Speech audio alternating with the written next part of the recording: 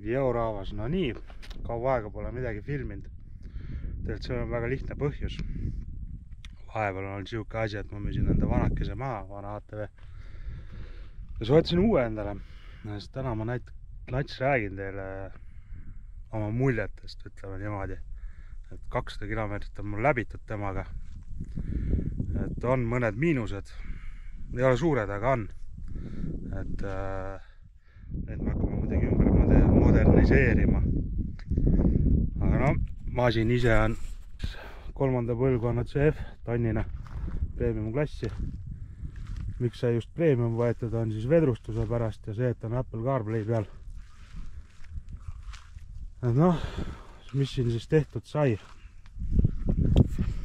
Esimene asi kohe enne sõidu algust panin siia võrgu, et ei tuleks siit nendest vahedest suuremaid oksi sisse, mis võivad siis radikat vigastada.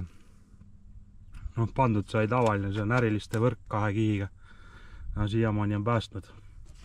Suureks plussiks, mis on uuel generatsioonil, on see, et resti saab ära võtta, pesta ilusti. Eriti kui suure heina sees sõita, nagu te videos praegu nägite, siis on hea puhastada radikat. No, siin on näha tegelikult, radikas on veel natukene täis. No, see tuleb kompressoriga teiselt poolt puhtaks tõmmata.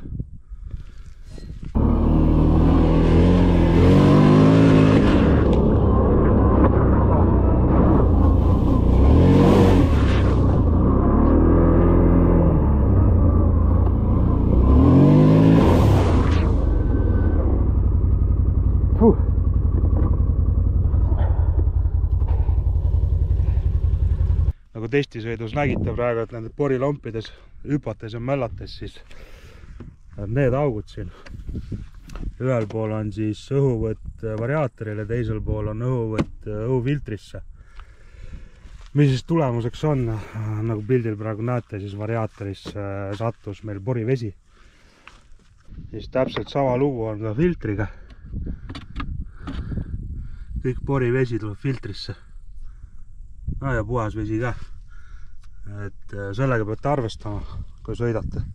Nagu näete, filter on kõik porina. No, sissepoole nagu ei tule midagi. Et sõites tuleb sellega arvestada, kuna näha siis siinpool on siis variaator, kõik on jumala lahtiselt. Eks siia siis hakkame mõtlema midagi, kas mingi resti, mis püüab suurema osa kinni. Või siis toome kuskilt mujale välja.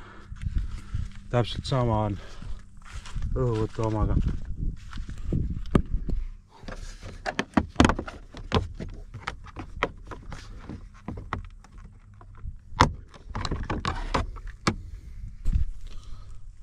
Õhuvõtu oma tuleb üldse siia ette välja, mis on nagu veel hullem. Et kõik, mis otse eest tuleb otse siia sisse. See on, ütleme niimoodi, väike möödapanek inseneride poolt. Ei ole arvestatud siukse asjaga. Lihtsalt selle on siuke asi, et sellega tuleb arvestada, kui sõidate, et muud midagi. Kui nüüd te teate, et siuke nüanss on endal, oskate sellega arvestada, et noh, ütleme, kui sõidategi porilampi, siis ei tasu üle rataste lasta vetna.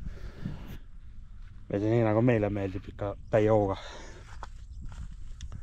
Mis siis uuel versioonil veel on, nagu Iron Baltic on hästi välja lahendanud, on põhjakate. Mul eelmisel oli endal tehtud põhjakate, mis oli samamoodi tagant jäetud lahti. Tänu sellele siis on pesta lihtsam, natuke kallaku peale kõik jookseb välja siit. Et ei ole seda äärt, mida ma olen mõndadel versioonidel näinud, et on äär pandud veel. Ja mis on veel üks suur miinus on see, et oleks vaja laiendeid. Sest kõik pori lendab otse sülle. Või siis tuleb lihtsalt rahulikumalt sõita, mida me ei tee muidugi. Kohver on hea suur, mis mulle nagu meeldis kohe esimese laksuga. Et 2 kiivrit mahub ilusti sisse, pluss veel manti. Nüüd on plaan meil minna ühele suuremale tripile, et siis vaatame, kuidas telgid ja asjad siia kõik peale ära mahuvad meil. Monitor on ka siis hästi informatiivne. Et kõik asjad on peal, kõik on just näha loetav. mis siis on huvitav on see, et tal on siis oma keps. See osa siin on siis meil touchscreen. Pluss siis tal on peal Apple CarPlay, mis on minu jaoks nagu väga hea asi. Telefoni ühendame ära.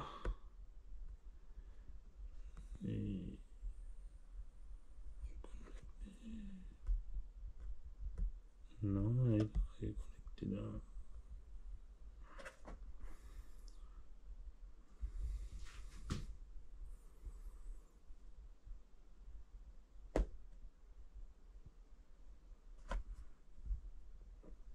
Nii, Apple CarPlay on peal.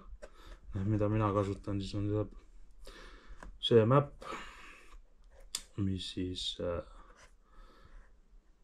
GPX faili saan peale laadida, teha kaardi internetis peale laadida, siis on mul siin ees olemas. On ülihea, mugav on sõita. Et noh, kui oleks veel kõrvaklapid kõrvas, siis ta räägiks ka muga juttu. Samas ma näen, kui keegi helistab, on ka ülihea asi. Noh, kuna tal endal on siis siin ka oma kaart peal, mida ma veel ei ole kasutanud, aga proovime kunagi ära.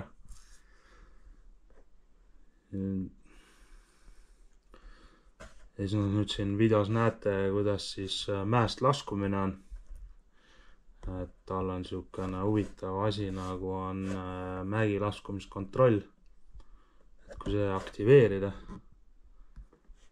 et siis tal tuleb siia indikaator roheline siuke. Ja ta laskub mäest päris mõnusalt.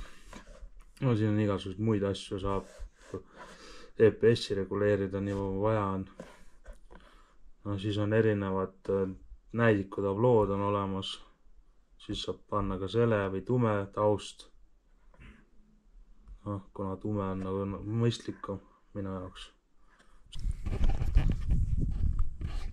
Ja siis üks asi veel, mis mulle meeldib täiega, on see, et kui ma võtan CF Moto äpi lahti, siis mul on kõik trajektoorid üleval. Salvestab kõiki trajektoore. Siin on näha Võrtsu metsa ääres me sõitsime. Ja siin on siis näha, kuidas lapsed kodus on sõitnud. Sigri-migri. Siin samas selle põllu peal.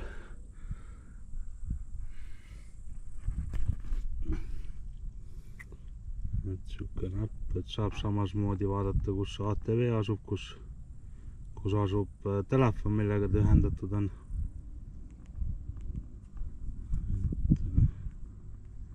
Näitab ära ilusti. No nii, mis ma lõpetuseks tahan öelda siis, et noh, tehnika on tegelikult väärt oma see 12 000. Et on hästi kokku pandud ja suht kvaliteetselt kokku pandud. Vastupidavuse kohta ma veel ei oska midagi öelda, 200 kilomeetrit ei ole mingi näitaja.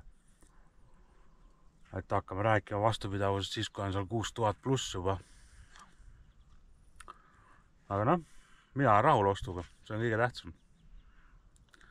Igaüks peab oma tehnikaga rahul olema. Kui ei ole rahul, siis lihtsalt välja vahetada, muud midagi. Eelmisega ei olnud väga rahul. Võtsin, nossin uue. Aga no vaatame, kuidas ta vastu peab. Ega siin niimoodi on raske öelda sõnadega. Kõike tuleb katsetada ise. Aga mis seal ikka, teiega varsti näeme ja siis tšau, pakaa.